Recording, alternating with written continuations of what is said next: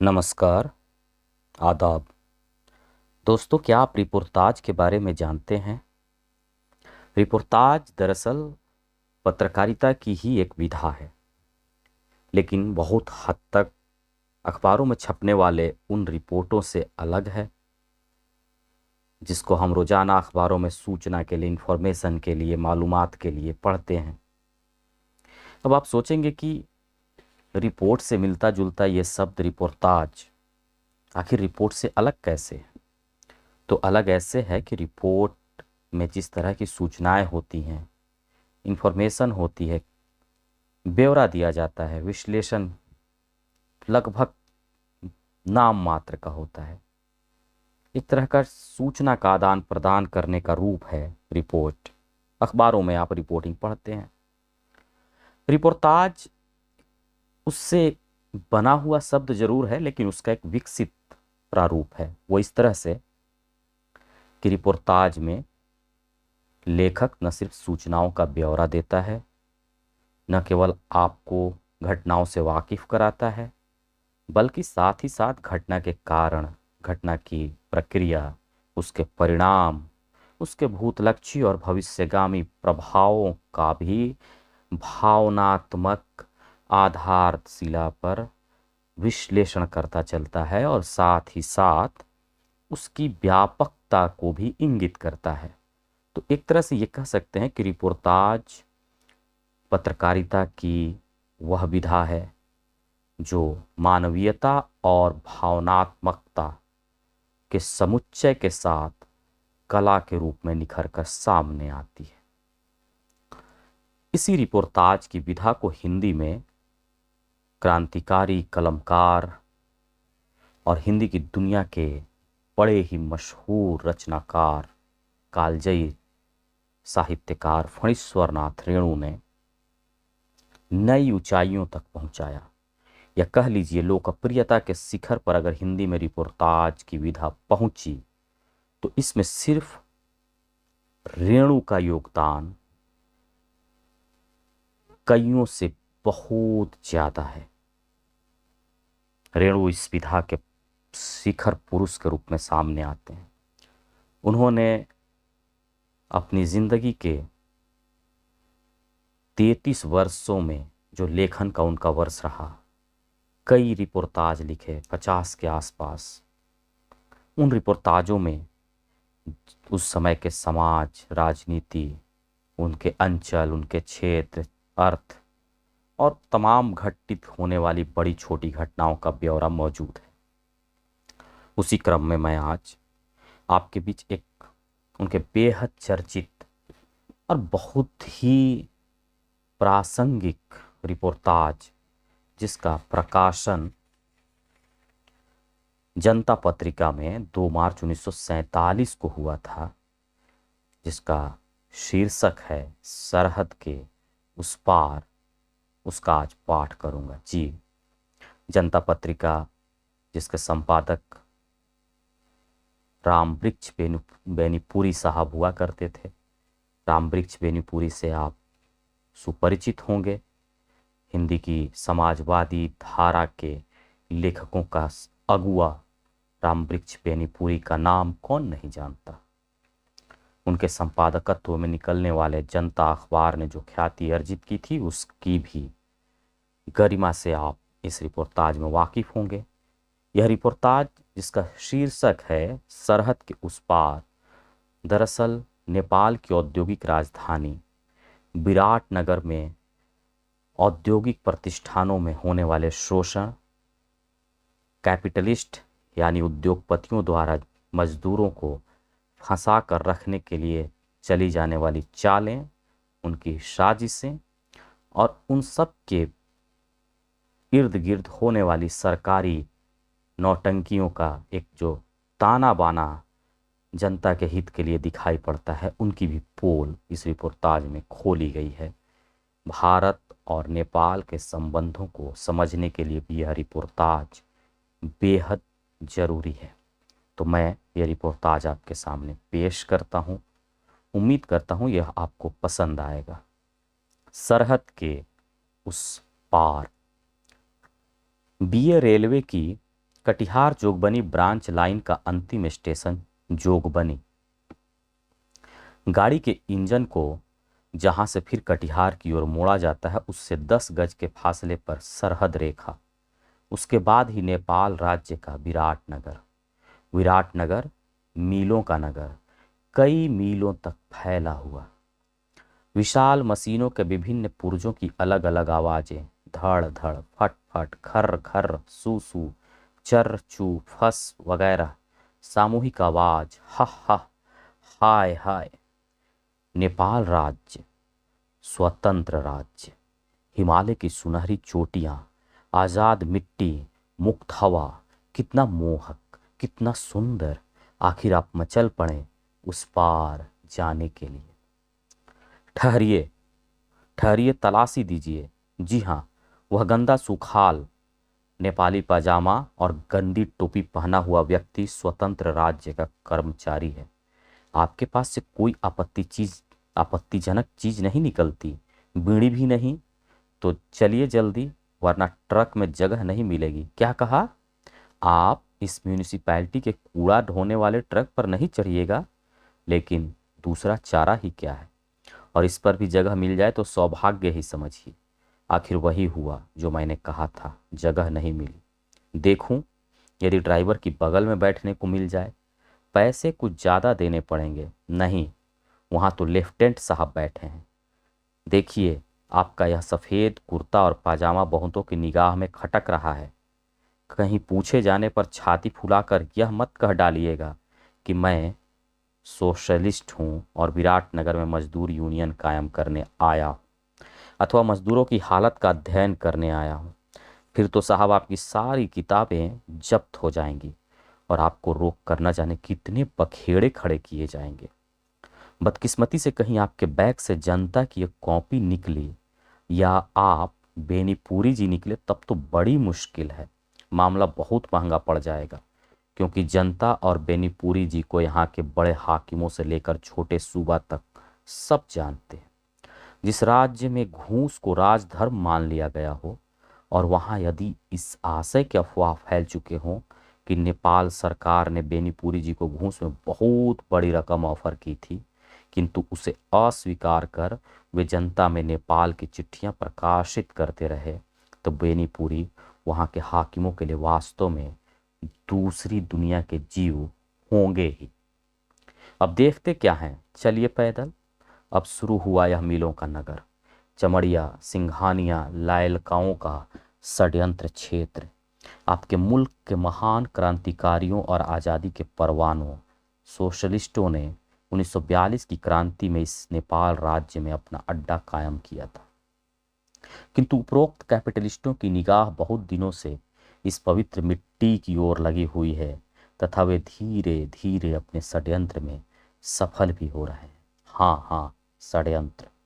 यहाँ के मुट्ठी भर राजघरानों और शासक वर्गों की कदमबोशी तथा पॉकेट पूजा करके करोड़ों अशिक्षित, भूखी, दरिद्र और अबोध जनता को लूटने का षड्यंत्र। न इनकम टैक्स का बखेड़ा, न ट्रेड यूनियन कानूनों की पाबंदी, और सबसे बड़ी खुशी की बात कि मजदूर यूनियनों के भूतों का यहाँ जरा भी डर नहीं। उस संगीनधारी गुरखे को देख रहे हैं ना, उसे सिर्फ गोली चलाना ही सिखाया गया है। आपकी शिवनाथ, बसावन, हरिहर एंड कंपनी की दाल यहाँ नहीं गलने वाली। आपको मेरी बात लग गई है, लेकिन मैं कहता हूँ कि इन मिलों में 15-20 हजार मजदूरों की पिसाई होती है, मगर कभी आह भी नहीं करने दिया जाता। मांगों और हड़तालों की चर्चा तो स्वप्न में भी नहीं की जाती, और मजदूरों की जिंदगी का पता तो अभी तुरंत लग जाएगा। देखिए दाहिनी ओर, वह मजदूर कॉलोनी है या सुअर के खुहारों का समूह। उनके बच्चों और औरतों की दशा देखिए, कितनी दर्दनाक सूरत है। अस्पतालों और स्कूलों की जरूरत जब यहाँ की सरकार ही अपनी प्रजा के लिए नहीं महसूस करती, तो इन राक्षसों से क्या आशा की जाए। हाँ, मजदूरों के स्वास्थ्य और दिल बहलाव को मद्देनजर रखकर सुरा सुंदरी का विशेष प्रबंध यहाँ अवश्य है। औसतन 10 क्वार्टरों पर एक भट्टी और 5 क्वार्टरों पर एक वेश्यालय। महुआ, धान, जौ, सौंफ, नारंगी, नाशपाती और केले की शराब और वेश्याएं। देसी, पहाड़ी, बंगाली, असमी, सिंगापुरी, बरमिज सस्ती महंगी सब तरह की। फिर त्योहारों तथा महाराजा के जन्म दिवस पर जुए का आम हो। जुए की छुट्टियां, कितनी बड़ी सहूलियत, कितनी अच्छी जिंदगी। बोलिए प्रभुवर राणा के वंशजों के साथ साथ चमड़िया सिंघानिया लायलकायों की जय। जूट मिल्स एरिया खत्म, यहाँ कॉटन मिल्स है। जरा उन बंगलों की ओर देखिए। स्वर्ग में देवताओं को भी ऐसे सुंदर बंगले शायद नसीब न हो। यह उन्हीं सांपों की, चमड़िया सिंहानिया लायलकाओं की बाम्बियां हैं जिसमें वह आराम से लेटे लेटे नेपाल सरकार द्वारा दूध लावा पाकर जहरीली सांपों की आबादी बढ़ा रहे हैं। Match factory, hydro electric, sugar mills, paper mills और सीमेंट मिल्स धड़ाधड़ खुल रही हैं। इसके साथ ही अबोध नेपाली जनता की गाढ़ी कमाई की रकम विदेशी बैंकों के खाते में भरी जा रही है। दिन प्रतिदिन नेपाली प्रजा की जिंदगी बदतर होती जा रही है। इस पर तुर्रा यह कि अभी और भी कितने विषधर अपने अपने दांतों को तेज कर रहे हैं, नेपाल की सड़कों पर चक्कर काट रहे हैं। प्रभो, मुझे सिर्फ हड्डी पीसने वाली मिल ही खोलने की आज्ञा दी जाए। अमेरिकन मशीन, नए ढंग की पिसाई। उफ उफ, बहुत जल्द ही इन पूंजीपतियों के घर में नेपाल राज्य बंधक पड़ जाएगा। बस बस आप निराश हो गए? मैं कहता हूँ सुनिए, बहुत शीघ्र ही यहाँ जबरदस्त क्रांति होगी और सफल क्रांति होगी। निरंकुश नेपाली शासकों के साथ साथ इन पूंजीपतियों के गठबंधन ने कोढ़ में खाज का काम किया है। नेपाल के चैतन्य समाज की आंखें खुल चुकी हैं। हाँ, मेरे उपरोक्त कथन के पीछे नेपाल की परिस्थितियों का गहरा अध्ययन छिपा हुआ है। मुझे नेपाल के जंगलों में ही राजनीति और साहित्य की शिक्षा मिली है। नेपाल की एक काठ की कोठरी में ही मैंने समाजवाद की प्रारंभिक पुस्तकों से लेकर महान ग्रंथ कैपिटल तक को पढ़कर समझने की धृष्टता की है।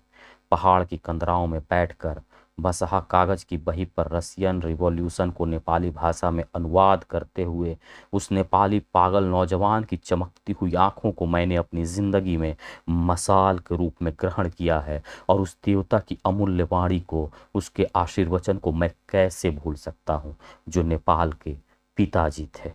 जी पिताजी, हाँ, नेपाल के बापू। 1942 में दो बापू नज़रबंद किए गए। एक को अंग्रेजी सरकार ने आगा खां के राजभवन में बंद कर रखा था और दूसरे को नेपाली सरकार ने बागमती के किनारे एक धर्मशाला में। दुनिया की परिस्थिति ने एक बापू को छुड़ा लिया, पर नेपाली सरकार ने दूसरे बापू की हत्या कर डाली। गठिया और निमोनिया से जर्जर उस वृद्ध तपस्वी को बिना दवा और पथ्य के नेपाल की कड़ाके की सर्दी में तड़पा तड़पा कर ठिठुरा ठिठुरा कर मार डाला गया। नेपाल में प्रजातंत्र राज्य कायम रखने का सपना देखने वाले कर्मठ बापू आज नहीं रहे, किंतु शिक्षित और चैतन्य सांदाजियों छोटे भाइयों का युवक दल अब निष्क्रिय होकर बैठा हुआ नहीं है। उनमें 100% को आप समाजवाद का हिमायती पाइएगा। हिंदुस्तान में नेपाली कांग्रेस का जन्म और प्रसिद्ध सोशलिस्ट श्री विश्वेश्वर प्रसाद कोइराला की रहनुमाई से आप मेरे कथन की सत्यता को जांच सकते हैं। हिंदुस्तान से गोरी फौज की विदाई के बाद बहादुर गुरखों ने अब गलती से भी एक राउंड गोली हिंदुस्तानी नागरिकों पर चला दी तो नेपाल की 1/3 आबादी आत्मग्लानि से सर झुका लेगी। हमारी अगली क्रांति में नेपाल एक जबरदस्त हिस्सा लेगा, खुलकर खुलेगा, खुलकर खेलेगा, किंतु देश के निर्माताओं की निगाह पर तो जैसे पट्टियां बंधी है, मुंह पर ताले पड़े हैं। उन्हें दुनिया भर के लिए दर्द है, पर नेपाल की शोषित जनता के लिए उनके मुंह से एक शब्द भी नहीं निकलता। अब नेपाल की साहित्यिक प्रगति की कहानी सुनिए। नेपाली साहित्य का नाम सुनते ही आप हंस पड़े। आप विश्वास कीजिए, महान प्रगतिशील कलाकारों की संख्या क्रमशः बढ़ ही रही है। प्रगतिशील लेखकों का मोर्चा वहां बहुत पहले ही कायम हो चुका है।